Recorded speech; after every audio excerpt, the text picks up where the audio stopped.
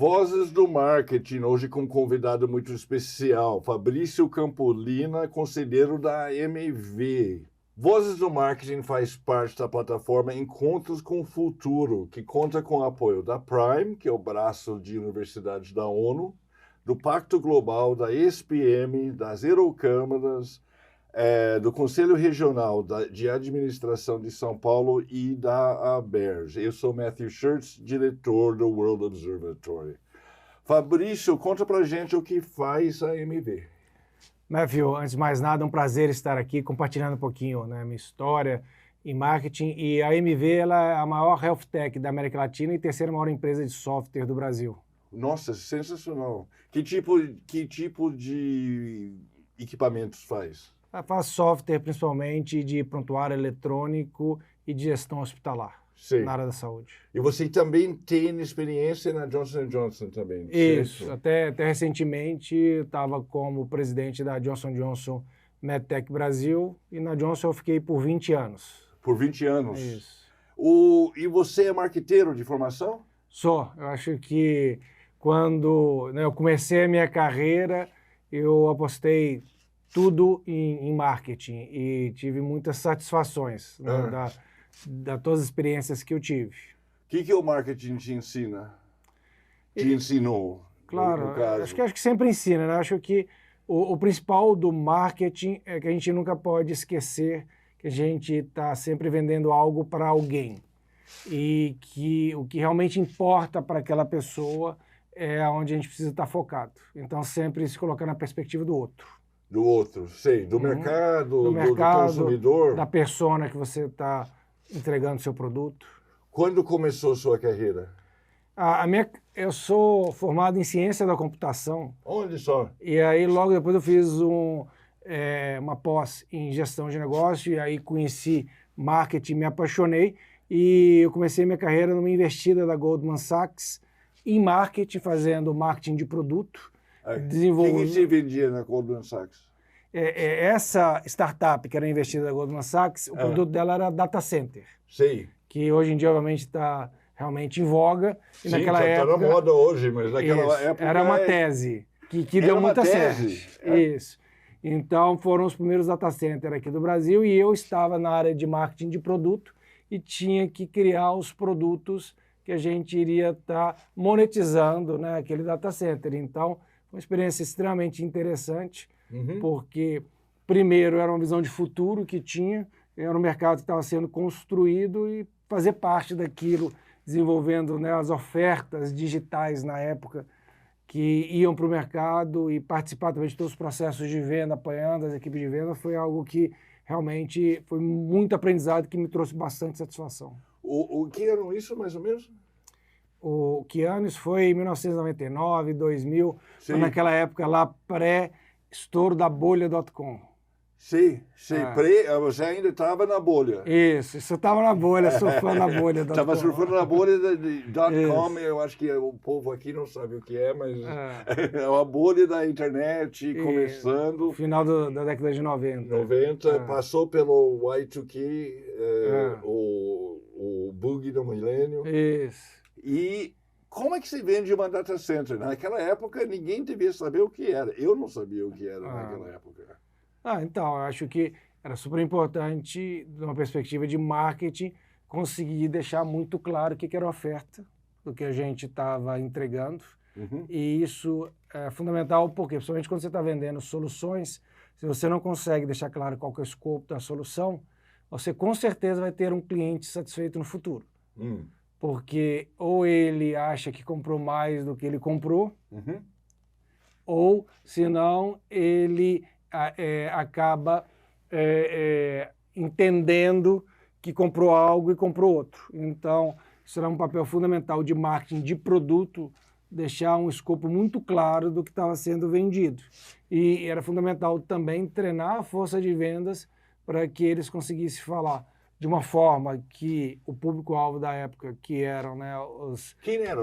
Para quem que você estava tentando vender? Quem comprava data center? Eram os líderes de tecnologia das empresas de todos os segmentos. Então, era um diretor de TI, era um CIO, que naquele momento lá tinha todo o armazenamento, né, dos seus dados dentro de casa e a gente começava a oferecer a possibilidade dele estar passando isso para um local especializado, que era o data center. Era um conceito inovador. Sim. E, com certeza, foi algo que deu muito certo.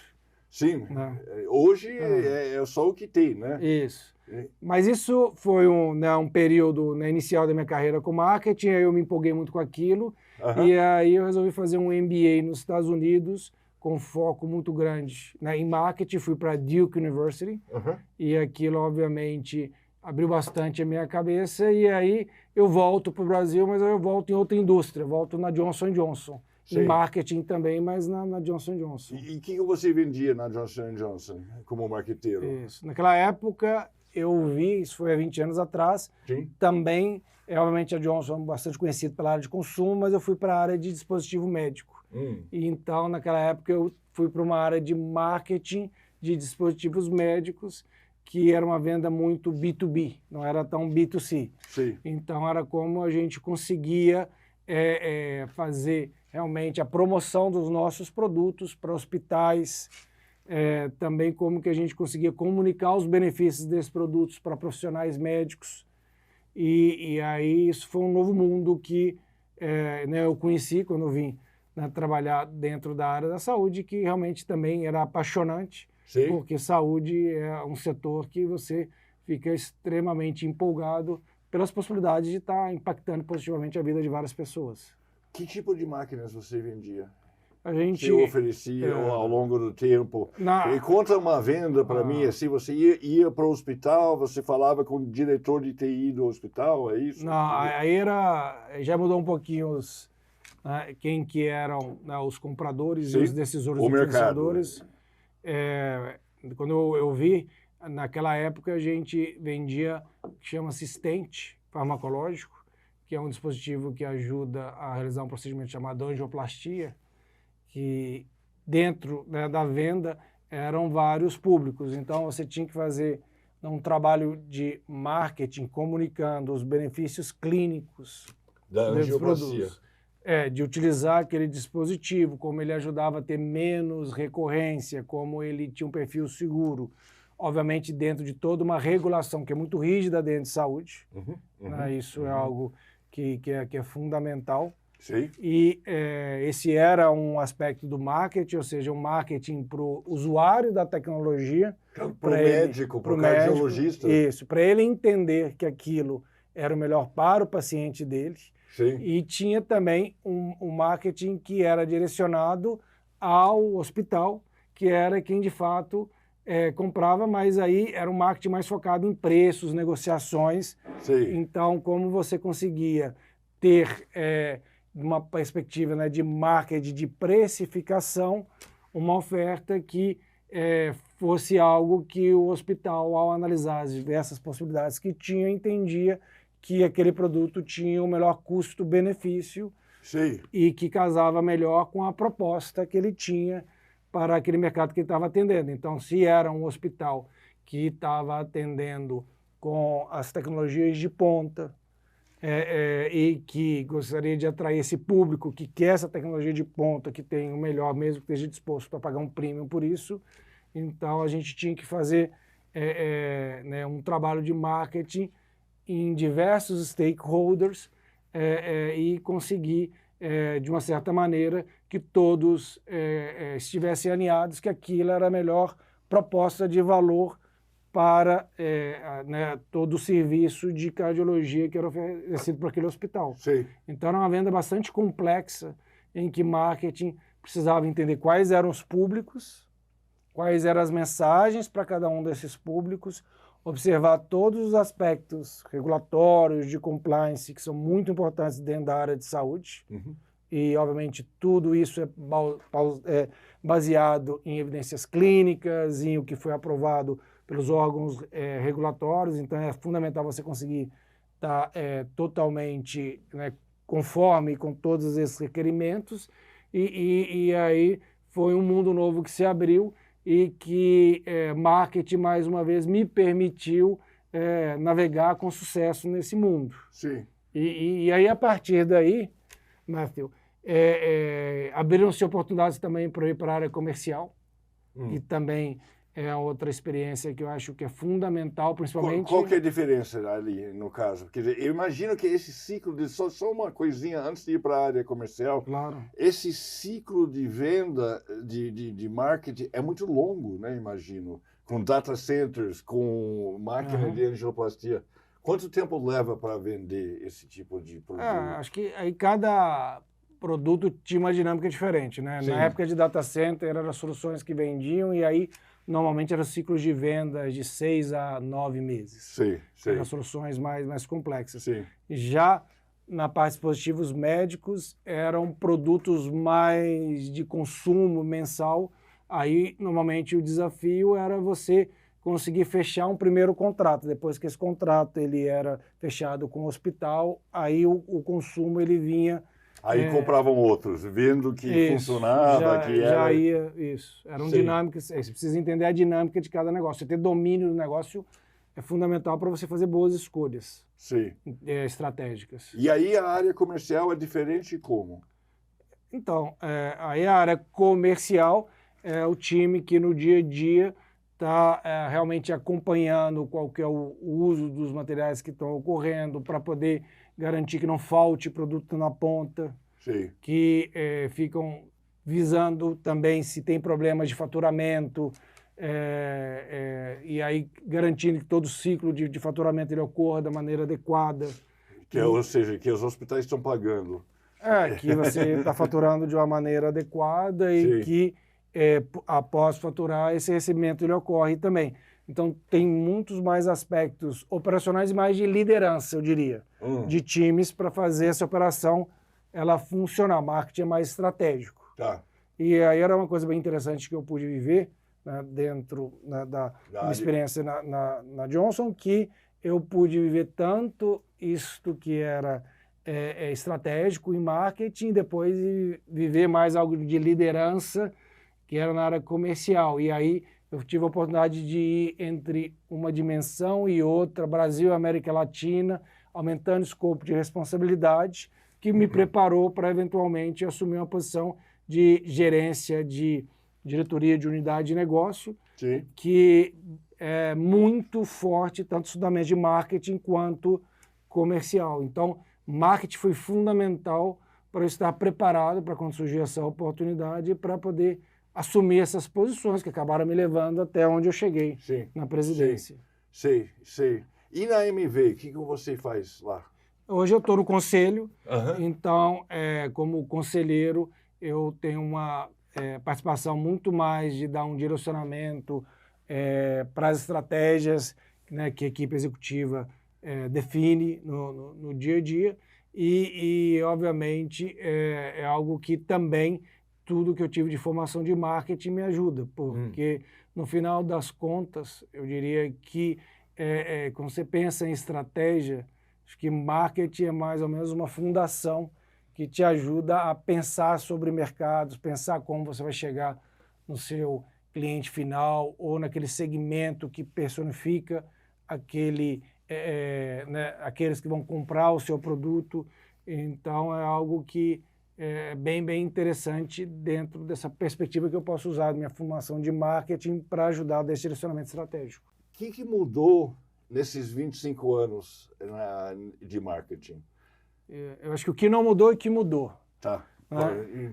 Eu acho que o que não mudou, na minha perspectiva, é que a gente sempre precisa ter muito claro quem que é o mercado que a gente vai vender, qual que é o segmento que a gente vai estar focando, entender muito claramente como que a gente vai posicionar o nosso produto para esse mercado e, obviamente, trabalhar todas as dimensões de qual que é o canal de distribuição, qual que é a precificação, a forma de promoção, para que você tenha sucesso de fazer com que esse produto chegue a esse cliente. Isso, para mim, não mudou.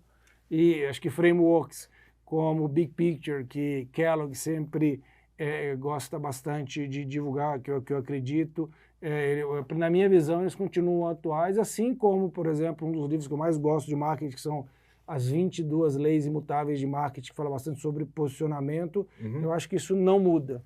o que muda, na minha visão? Acho que muda, obviamente, toda essa transformação digital que a gente vem vivenciando, que faz com que boa parte da experiência desse consumidor se passa em canais omnichannels, seja mídias sociais, seja mesmo o e-mail ou qualquer ou um contato presencial, mas de alguma forma você precisa garantir que todas essas interações elas sejam conectadas dentro de uma visão de omnichannel para fazer com que a sua mensagem que você quer que chegue a quem vai tomar a decisão de comprar o seu produto, ela chegue da maneira mais efetiva possível. Então, para mim, omnichannel, integrando toda essa questão digital, foi algo que mudou bastante e que hoje é fundamental. Sim. O outro aspecto que eu acho que mudou também é formas de trabalho. Então, se a gente fosse lá, quando eu comecei 25 anos atrás, você precisava fazer gestão de projeto. Eu, inclusive, me certifiquei como Project Manager naquela época lá, e era a forma como que você, em marketing, fazia com que as iniciativas avançassem e funcionava muito bem para a época, era a melhor que tinha. Nesses 25 anos, surgiram novas formas de trabalho. E, por exemplo, formas ágeis de trabalho. Agile Ways of Work, eu acho que é algo muito impactante e que, na minha visão, em muitos casos, vem a substituir a forma tradicional de gestão de projetos. Então, a outra coisa que mudou, na minha visão, é que muito dos projetos de marketing hoje em dia, incluindo capturar as necessidades dos consumidores e conseguir converter isso para melhorias nos seus produtos, se beneficiam de formas ágeis de trabalho, e que é diferente do que era o mundo 25 anos atrás. Então, é um mundo muito mais digital, omnichannel, que alavanca Big Data, dados e, obviamente, inteligência artificial para fazer com que você tenha sucesso.